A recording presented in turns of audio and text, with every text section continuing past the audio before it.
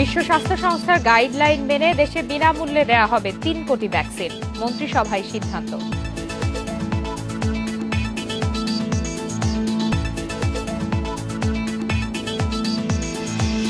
স্বাস্থ্যবিধি না মানায় যুক্তরাষ্ট্রে সংক্রমণ বাড়ার শঙ্কা ফাউচির। হংকংয়ে ৪ মাসের মধ্যে সর্বোচ্চ শনাক্ত।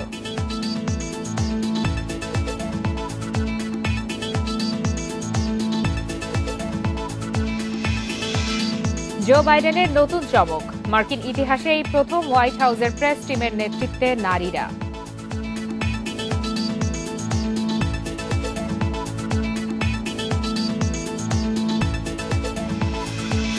পরিকল্পিতভাবে মারাদোনাকে হত্যার সন্দেহ, বিচার বিভাগের নির্দেশে চিকিৎসকের বাসা ক্লিনিকে তল্লাশি।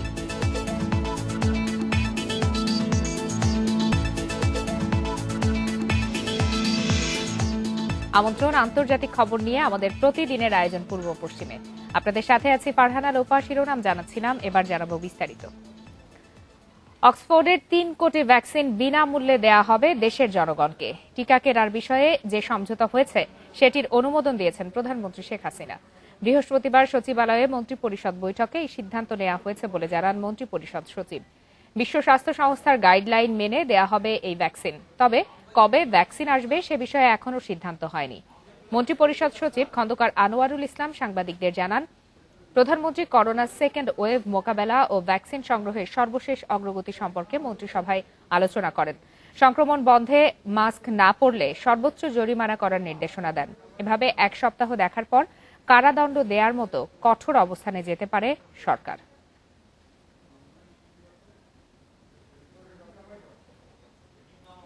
আগামী কয়েক সপ্তাহে করোনার সংক্রমণ আরও বাড়ার আশঙ্কা প্রকাশ করেছেন যুক্তরাষ্ট্রের শীর্ষ সংক্রামক রোগ বিশেষজ্ঞ অ্যান্থনি ফাউচি। বলেন, থ্যাঙ্কস গিভিং এর ছুটিতে স্বাস্থ্যবিধি না মানায় বাড়তে পারে সংক্রমণ। এদিকে বিশ্বজুড়ে একদিনে করোনায় আরও ৭,২০০ প্রাণহানি হয়েছে। নতুন করে শনাক্ত ৫ লাখের বেশি।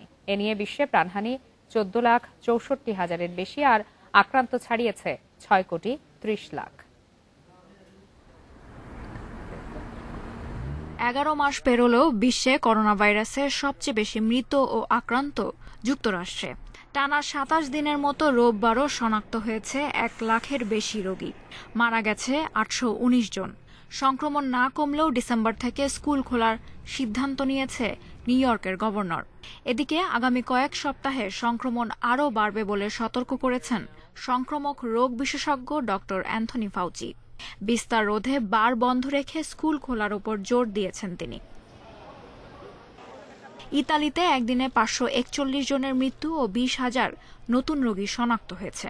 ফ্রান্সে সংক্রমণ রুখতে ক্যাথলিক চার্চে ৩০ জনের বেশি জনসমাগমে নিষেধাজ্ঞা দেওয়া হয়েছে। পোল্যান্ডে রোববার ১২,০০০ রোগী পাওয়া গেছে। সংক্রমণ নিয়ন্ত্রণে না আসলেও অর্থনীতি বাঁচাতে শপিং মল খুলে দিয়েছে দেশটির সরকার। এছাড়াও জার্মানিতে ১৩,০০০ মানুষের দেহে নতুন করে ভাইরাস শনাক্ত হয়েছে। দেশটিতে করোনার সংক্রমণ রুখতে জারি করা বিধিনিষেধের বিরুদ্ধে বিক্ষোভ চালাচ্ছে সাধারণ মানুষ।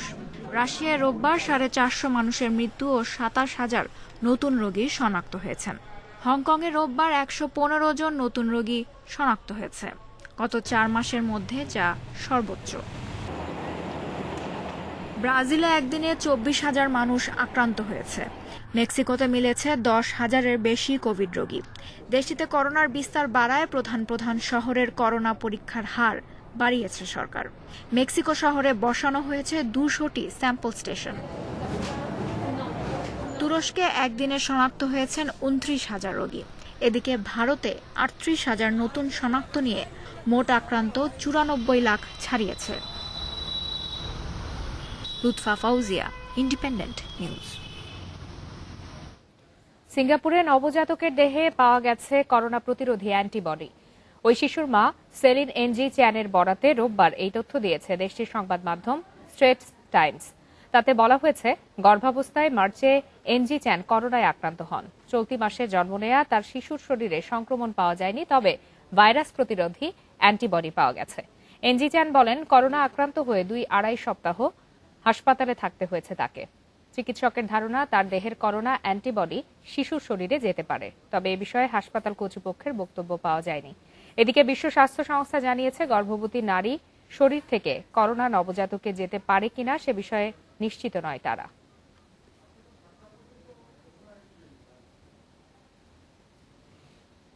জাপানে এ পর্যন্ত করোনায় মোট মৃত্যুর চেয়ে শুধু অক্টোবরেই আত্মহত্যার সংখ্যা বেশি। দেশটির স্বাস্থ্য মন্ত্রণালয়ের হিসাবে ২৭ নভেম্বর পর্যন্ত করোনায় আক্রান্ত হয়ে মৃত্যু হয়েছে ২,০৮৭ জনের। অন্যদিকে ন্যাশনাল পুলিশ এজেন্সির হিসাবে গত মাসে আত্মহত্যা করেছেন ২,১৫৩ জন। এদের মধ্যে নারীদের সংখ্যাই বেশি।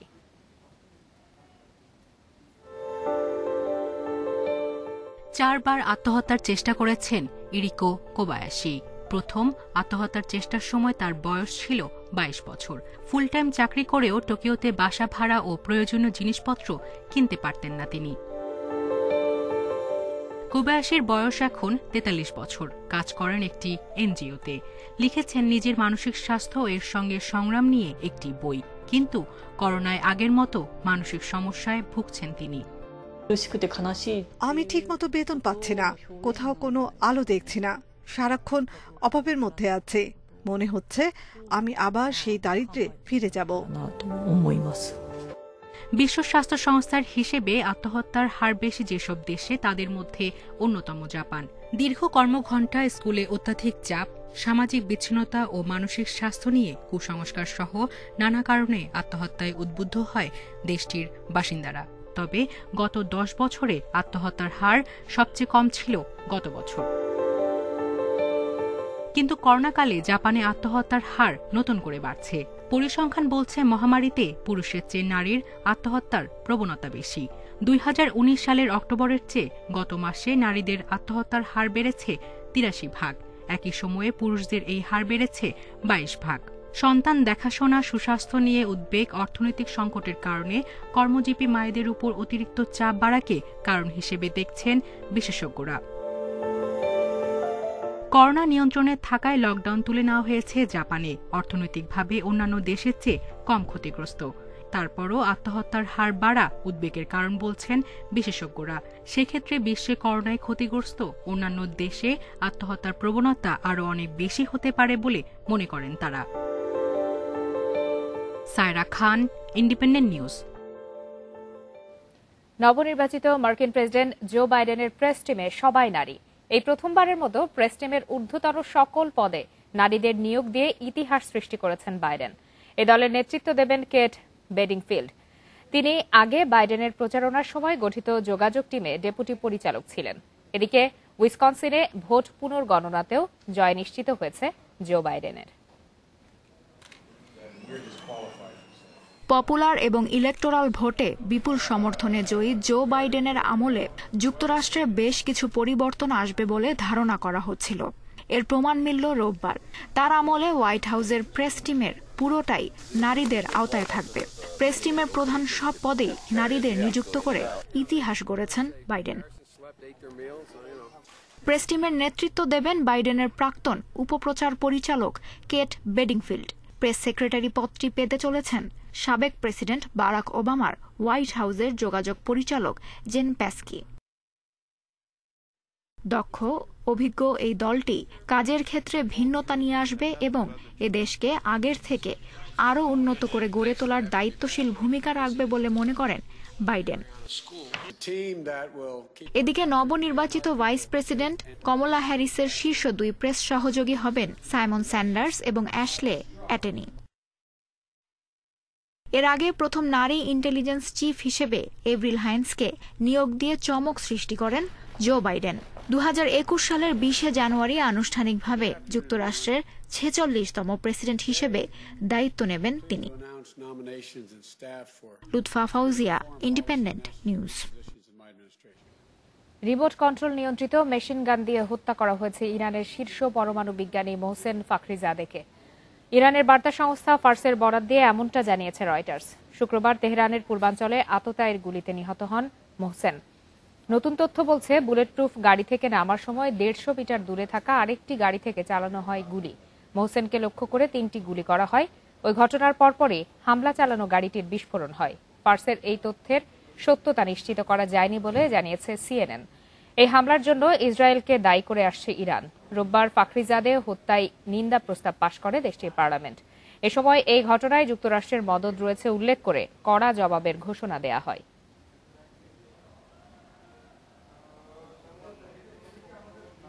কেন্দ্রীয় সরকারের দেয়া আগাম আলোচনার প্রস্তাব নাকচ করে দিয়েছেন ভারতের কৃষি আন্দোলনকারীরা। তারা বলছেন, আলোচনায় বসতে সরকারের কোনো পূর্বশর্ত মেনে নেওয়া হবে না।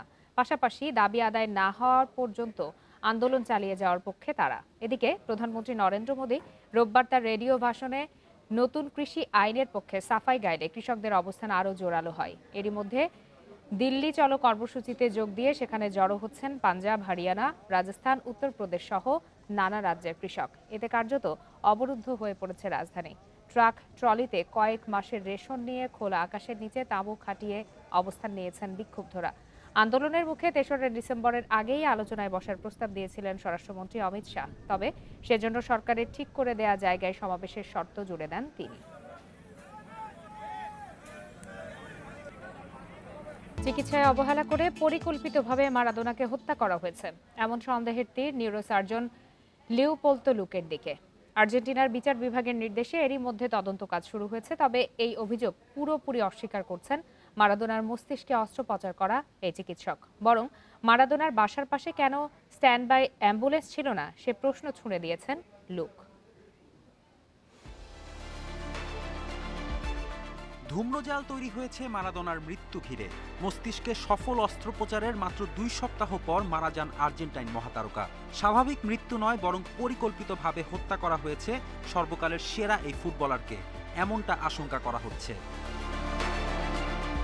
সন্দেহের তীর ছোড়া হচ্ছে মারাদোনার চিকিৎসক লিওপোলতো লুকের দিকে। লুকই মারাদোনার মস্তিষ্কে অস্ত্রোপচার করেন, ছিলেন চিকিৎসার সার্বিক দায়িত্বে। বুয়েন্স আয়ার্সের প্রসিকিউটরদের অনুরোধে এই চিকিৎসকের বাসা ও ক্লিনিকে অনুসন্ধানের নির্দেশ দেয় আর্জেন্টিনার বিচার বিভাগ।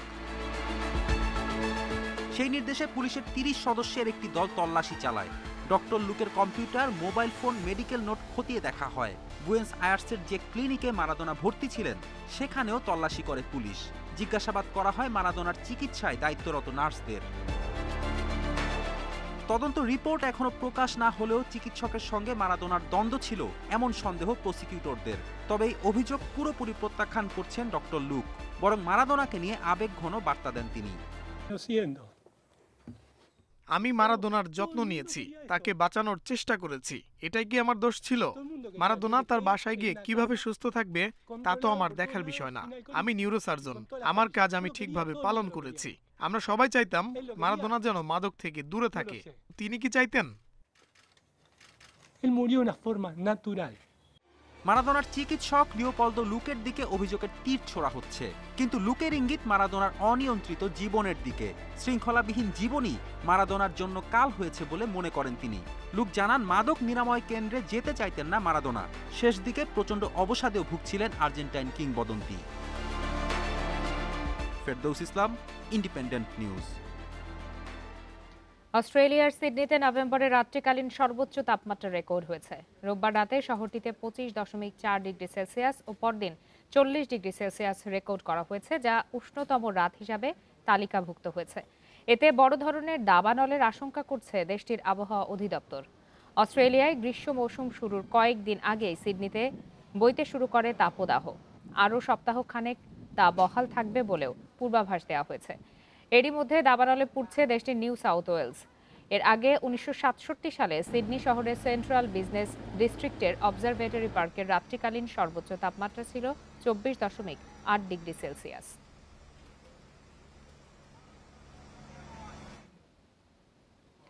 দুই সালের হোয়াইট আইল্যান্ড অগ্ন্যুৎপাতের ঘটনায় নিউজিল্যান্ডের 13 পর্যটন সংস্থার বিরুদ্ধে মামলা করেছে স্বাস্থ্য ও সুরক্ষা কর্তৃপক্ষ।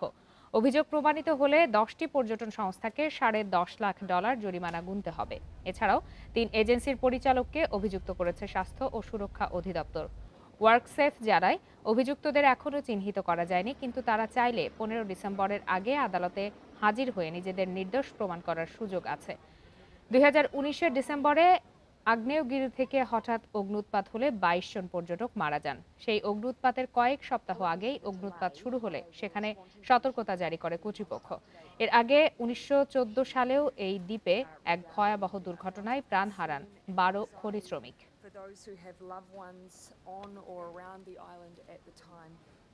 শেষ করছি আজকের পূর্ব পশ্চিম। ইন্ডিপেন্ডেন্ট টেলিভিশনের সব খবরের আরো বিস্তারিত জানতে চোখ রাখুন ফেসবুক, ইউটিউব আর টুইটারে। ধন্যবাদ সবাইকে।